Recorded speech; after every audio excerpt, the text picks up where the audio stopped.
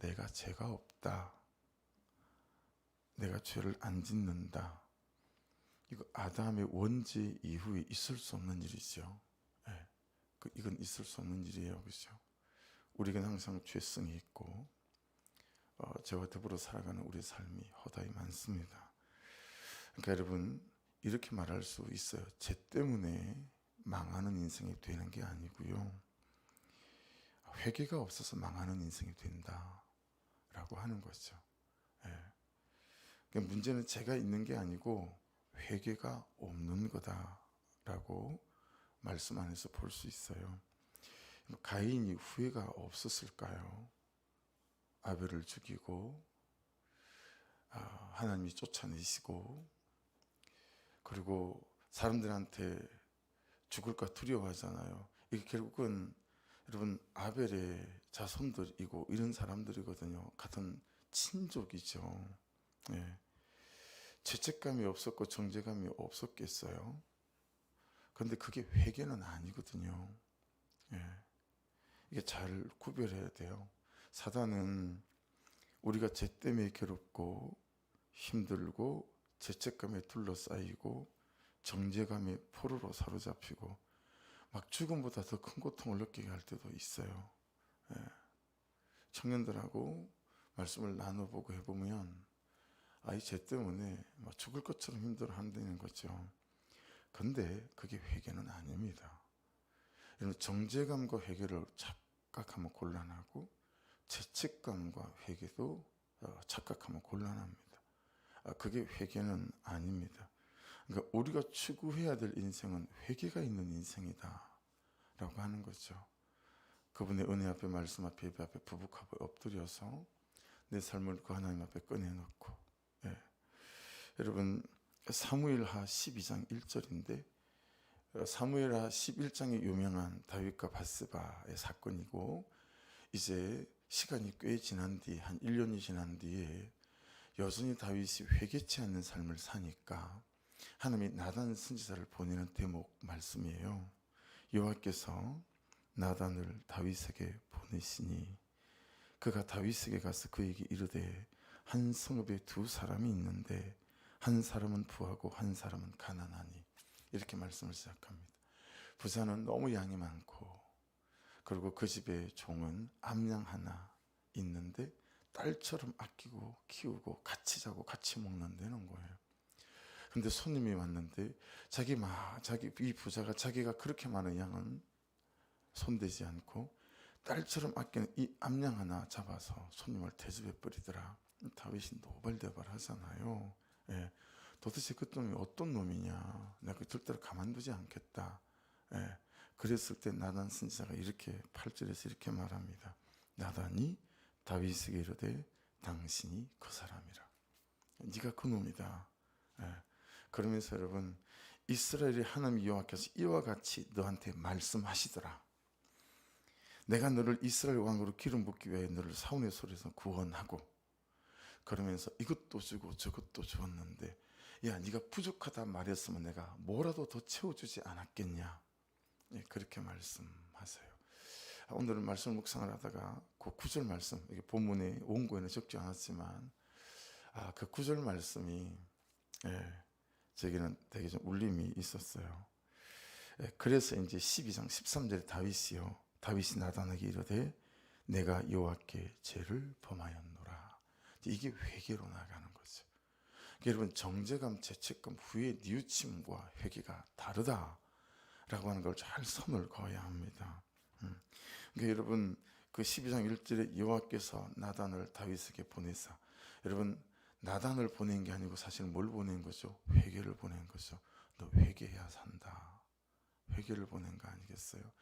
그러니 여러분, 어제 말씀과 덧붙여 말하면, 수요일 저녁 말씀과 덧붙여 말하면, 소소한 사건들 속에서, 우연처럼 보이는 사건들 속에서 여러분 내 죄가 보이고 그것이 회개로 연결되어질 때, 그리고 여러분 우리가 회개해도 금방 잊어먹잖아요. 그렇죠?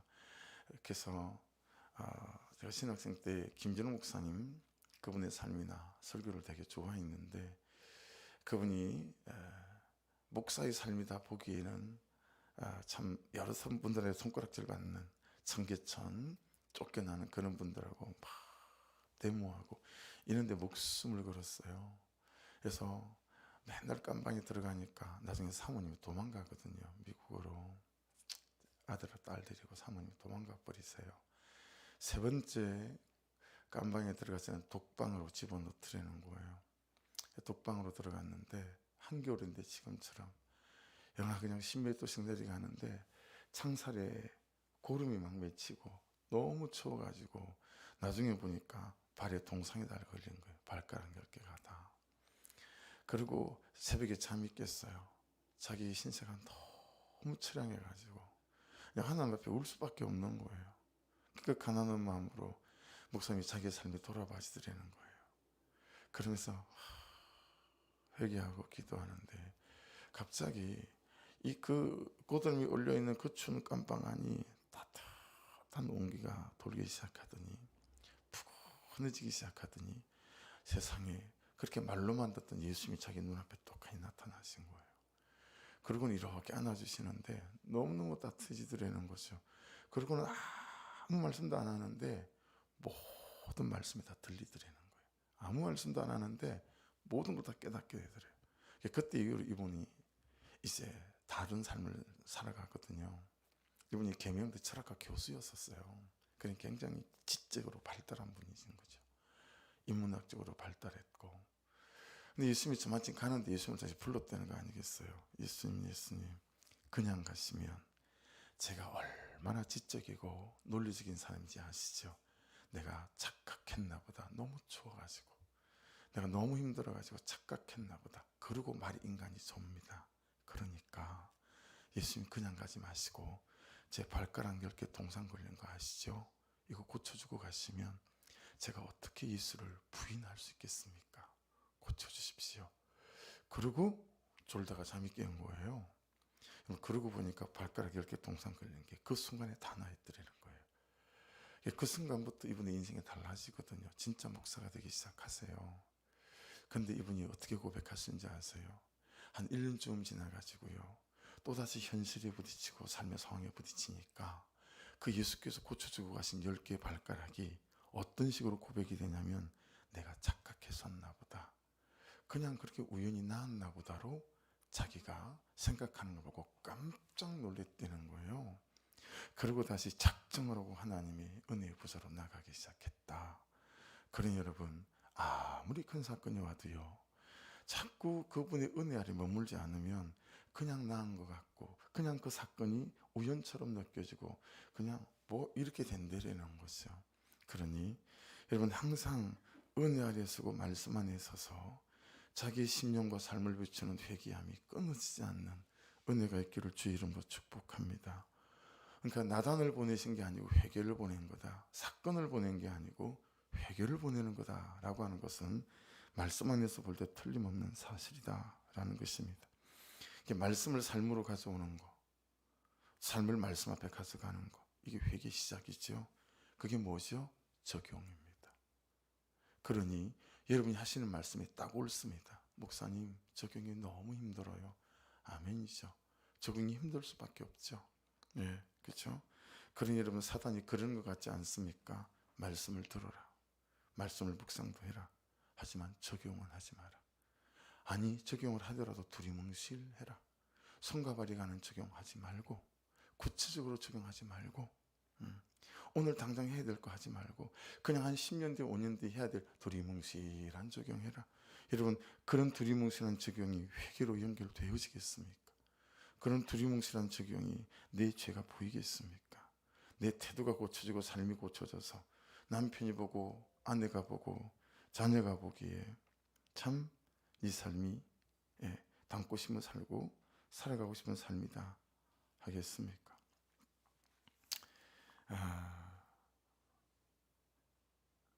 그러니까 적용이 어렵다는 말이 맞는 말이에요.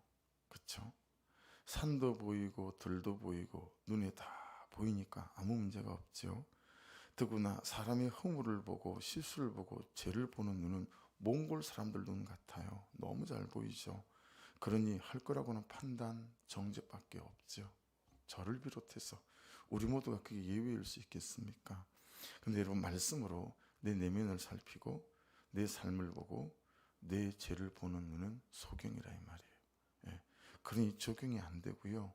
적용이 안 되니 회개도 없습니다. 그러니 감정적으로 성품적으로 버티고 꾹 참고 넘어가는 건 되지만 그 순간이 지나면 동일한 상황이 발생하면 여전히 성품은 여전히 내 성격과 기질은 회개, 예배, 기도 완전 무기력하게 만들어버리고 다시 사단이 깔아놓고 마귀가 깔아놓은 멍석에서 춤을 추기 시작하는 거죠. 혈기로. 그렇죠? 가인이 그런 거예요. 회개 없이 여호와 앞을 떠났습니다. 더 정확한 표현은 어떻게 될까요? 가인은 회개가 없어서 여호와 앞을 떠날 수밖에 없었다. 저는 원어를 그렇게 해석해 봤습니다.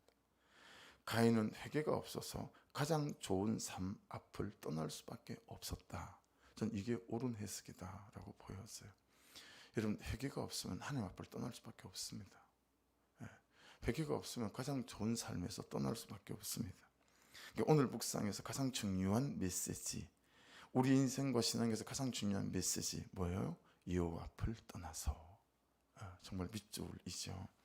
앞은 우리가 잘 아는 단어예요. 눈치가 채지지 않으세요? 파님, 하나님의 얼굴이라는 뜻입니다. 파님 너무 자주 나오잖아요. 하나님의 얼굴. 그냥 회개 없이 하나님 얼굴 앞을 떠나버리는 거예요. 왜요? 괴로우니까. 대가집을 해야 되니까. 그냥 요 앞을 떠난 거예요. 여러분, 그러고 사람들이 편안하다, 그냥 괜찮으세요? 라고 물어보면 문제 없어요, 너무 잘 사는 것처럼 얘기하지 않던가요? 근데 속을 들여다보면 속은 문드러져 힘들다는 거 다 아는데도 그렇게 말씀들을 하시더라고요. 그러니까 여러분, 가인이 여호와 앞을 떠났다는 말은 하나님 없는 삶으로 연결됐다는 거죠. 그렇죠? 하나님 없는 삶으로 초대받은 거예요. 예배를 떠나고 기도를 떠나는 것이야 그럴 수 있습니다만은 문제는 이것이 어떻게 연결이 됩니까? 하나님의 얼굴 앞을 떠나는 것으로 하나님 없는 삶으로 연결이 되어지더라라는 거죠. 그래서 여러분, 가인이 흘러가서 정착한 땅이 어디예요? 놋 땅이에요. 심지어 그렇게 나오죠. 그가 에덴 동쪽 놋 땅에 거주하더니, 여러분, 놋의 뜻이 뭔지 아세요? 방황입니다. 놋의 뜻 자체가 그냥 방황하고 방랑하는 것입니다. 그냥 이걸 가져보니 그게 내게 만족을 주는 것도 아니고, 또 어쨌든 대안은 있어야 되잖아요. 내 이 방황하고 외로운 마음을 대체할 뭔가는 찾아야 되잖아요. 성적인 쾌락이든 돈이든 취미생활이든 여행이든 뭐라도 여러분 이걸 대체할 걸 찾잖아요. 사람들은 저처럼 막 일 중독으로 살던가. 여러분, 방황하고 방랑하니 얼마나 외롭고 허무하겠어요. 그래서 무엇이라도 붙잡는 거죠. 그래서 가인이 하나님 대신 붙잡은 게 추구하는 인생이 어떤 인생이죠? 자식이었습니다. 하나님 대신 자식을 붙잡아요. 자식이 올인해요. 그래서 여러분, 에녹을 낳잖아요. 그렇죠? 에녹을 낳는데 이건 하나님과 300년 동행했던 모두셀라를 낳았던 에녹 아닙니다. 약간 한참 후대에 나오는 거고요. 여기 에녹은 그 에녹하고 달라요. 이 에녹의 이름의 뜻이 뭐냐면 전수자라는 뜻입니다. 전달받았다, 따라 살다, 이런 뜻이거든요. 아버지 가인의 삶을 그대로 따라서 사는 삶을 사는 사람이란 뜻이에요. 그냥 아버지가 걸어간 그 걸음 보고 걸어가고 뭐 이런 거죠. 그러니까 여러분은 그리스도인은 사람을 낳는 어부이기 이전에 우리는 사람을 낳는 사람들이잖아요. 그런데 내가 지금 어떤 사람을 낳고 있는지, 자식이든 교회에서든 사회생활 속에서든, 여러분, 내 등을 보고 오는 사람들이, 내 걸음을 보고 뒤쫓아오는 사람들이 내가 가르친 적 없어요. 가르치지 않아도요, 자식들은, 내 주변의 사람은 내 삶을 보고 듣고 배우는 거 아니겠어요? 그래서 나는 지금 어떻게 사는가, 이게 사실은 자식을 가르치는 교과서일 수 있죠. 거기에 대한 후회가 제 안에도 이제 있는 거죠.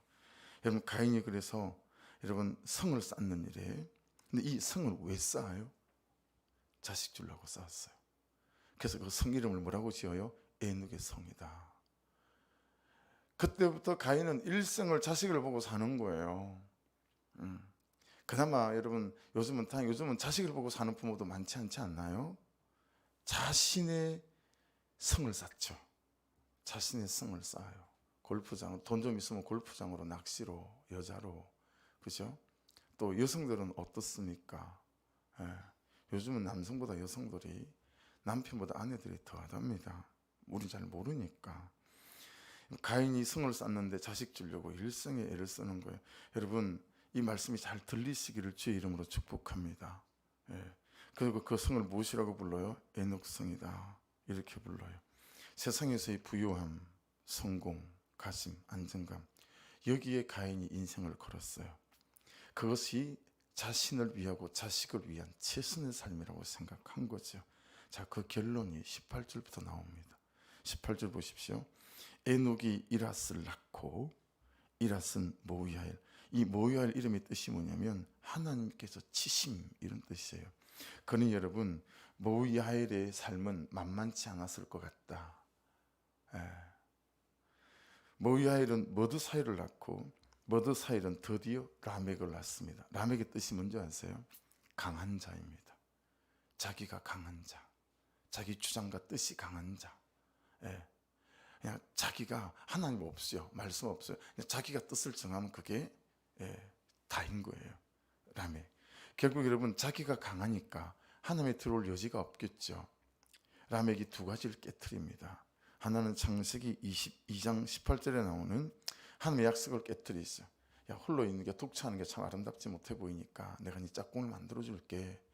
그리고 하와를 만들어 주시면서 그걸 보고 아담이 뭐라 그래요? 내 뼈 중에 뼈, 살 중에 살이로다. 그렇게 고백하잖아요. 야, 그래서 이제 한 가정이 됐으니까 쫓길 수 없다. 뭐 이렇게 되잖아요. 하나는 하나님의 약속을 깨트리는 거 라멕이, 또 하나는 가정을 깨트리죠. 그래서 라멕부터 아내를 둘을 들이기 시작합니다. 19절에 보시면 라멕이 두 아내를 맞이하였으니 하나의 이름은 아다요.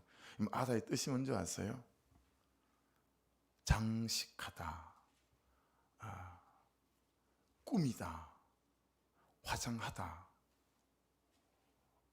옷을 치장하다, 뭐 이런 뜻이에요. 또 하나의 이름은 실라. 근데 실라의 뜻은 심벌즈라는 거예요. 이게 무슨 뜻이냐면 너무 예쁜 거예요. 그래서 사람들이 와, 그래서 막 심벌즈 하면 소리가 막 나잖아요. 그는 사람들로부터 소리를 듣던 여인이었다, 뭐 이런 뜻이에요.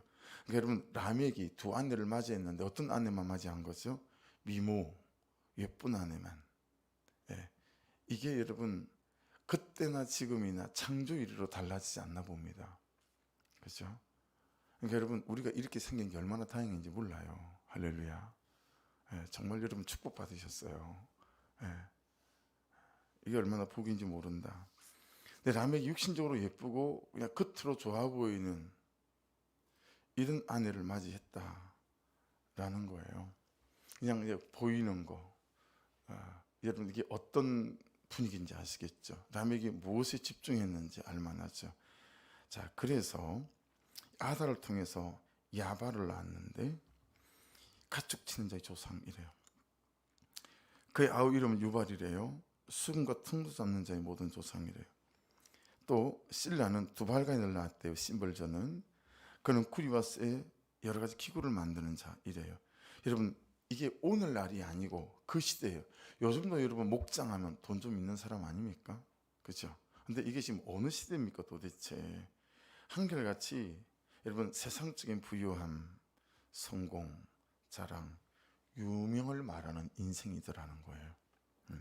말씀에 이끌리고 성에 이끌리는 그런 가장 좋은 삶이 아니고 그냥 이 시대에 세상에 고함치는 이거하고 똑같은 거죠. 그런 삶을 살아갈 수밖에 없었고 그런 삶을 살았다는 거죠. 그러니 가인 없이 회개 없는 삶으로부터 방황하기 시작함으로부터 이제 자식을 위하여 성을 쌓고 에녹성을 이름 주고 난 뒤부터 이제 어떻게 그 가문과 조상이 흘러오는지를 여러분 쭉 보시면 돼요. 여러분, 라멕의 결국 결론이 어디에 도달하는지 여러분 23절을 보십시오. 라멕이 아내들에게 이르되 아다와 실라여 내 목소리를 들으라. 라멕의 아내들이여 내 말을 들으라. 나의 상처로 말미암아 내가 사람을 죽였고 나의 상함으로 말미암아 소년을 죽였도다.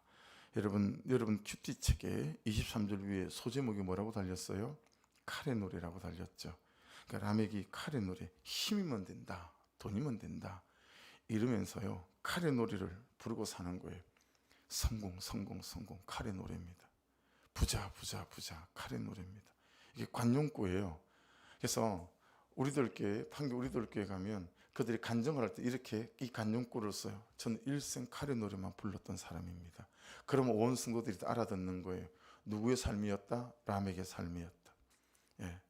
이쁜 여자만 구하고 멋있는 남자만 추구하고 그냥 넓은 집, 좋은 집, 편안한 집. 귀찮으면 안 해. 아무리 해야 될 일이라도 귀찮으면 안 해서. 심지어 애를 낳아놓고, 그렇죠? 엄마 역할, 아빠 역할, 아내 역할, 결혼해놓고 남편의 역할, 아내 역할 귀찮아서 안 하죠. 그러니 그냥 내 편한 대로, 내 편한 대로. 그러니 항상 내 주장 강한 거예요, 강한 거예요. 그 결론, 이 칼의 노래를 부르고 살지 않는지 오늘 참 중요한 적용점이에요. 나는 칼의 노래를 부르고 사는 사람은 아닌가. 나는 내 죄를 보는 소경은 아닌가. 보지 못하는 소경은 아닌가. 뭐 이런 것들이죠. 여러분 내가 칼의 노래를 부르고 살아가고 있지 않은지 그냥 편한 거, 부자인 거, 넉넉한 거, 그냥 돈 걱정 없는 삶, 이게 다 칼의 노래를 부르는 삶이에요. 그렇죠? 네. 자, 그랬더니 26절 보세요. 셋도 아들을 낳았어요. 이제 다시 하나님이 아담을 통해서 다른 씨를 주시죠. 그게 뭐예요? 셋이에요. 그렇죠? 근데 셋이 아들을 낳았어요. 근데 그 이름은 에노스라 했어요. 여러분 에노스가 여러분 묵상집에도 본문 해설이 되어져 있어요.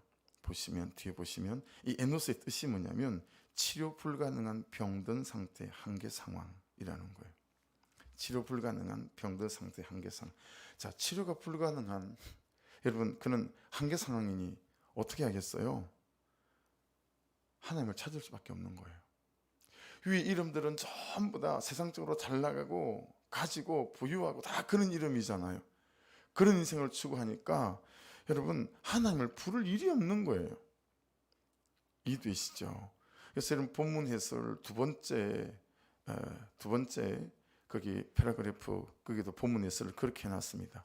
가인의 후손처럼 한번 보실래요? 본문 해설 두 번째 단락 제일 마지막 줄 가인의 후손처럼 잘 먹고 잘 살아서 하나님의 이름을 부를 일이 없는 것이 저주입니다. 하나님 이름을 안 불러도 돼요. 편안하니까. 굳이 자식이 고생시키지 않으니까. 자식이 삐뚤어지지 않으니까. 남편이 바람피지 않고 남편이 성실하고 진실하게 잘 살아주고 하니까 굳이 애달피 하나님을 부를 일이 있거나 작정하여 기도하거나 금식할 일 없는 거예요. 그렇죠? 근데 그 하나님의 이름을 부를 일이 없는 것이 저주일 수 있다라는 거죠. 그래서 여러분 이 에노스는 치료 불가능한 병든 상태의 한계 상황. 여러분 사람의 힘으로 안 되는 거예요. 사람의 방법으로 안 되는 거예요. 그러니 어떻게 해요? 하나님 이름을 부를 수밖에 없는 거예요. 인간의 전적인 무능과 부패를 인정하는. 그래서 하나님이 그때부터 다시 하나님 이름을 불렀다. 여러분 그러니 저와 여러분 안에 참 나는 왜 맨날 이렇게 하나님 이름을 부를 수밖에 없나?